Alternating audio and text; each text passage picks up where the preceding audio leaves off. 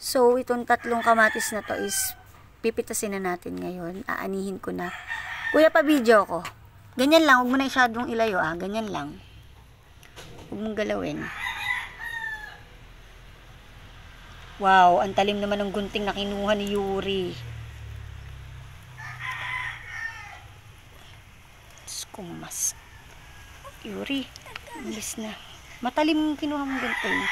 So, ang talim ng gunting ni Kuya. Baka mamaya hindi magtuloy yung bunga nito. May naiwan pa. Ilapit mo anak ng konti. May natira pa dito. May natira pa dito. At saka ito pa. At ito pa. Tapos, hawakan mo to anak. Hawakan mo to. Tapos, ito meron pa rin dito. Ayaw niya mag-focus, no? Ayan. Then, may mga flower. Ayan, may mga pinanggalingan ng bulaklak dyan.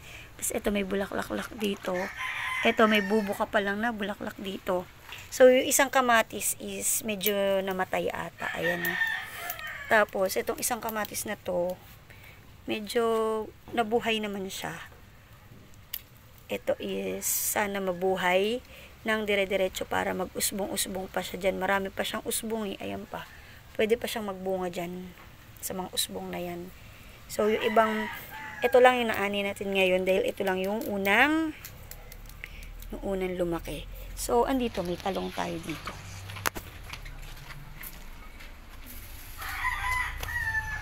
Ayan.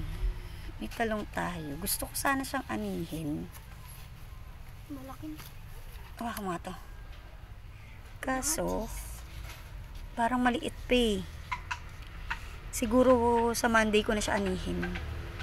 Sa Monday na. See you on Monday na lang sa ating pag-ani dito.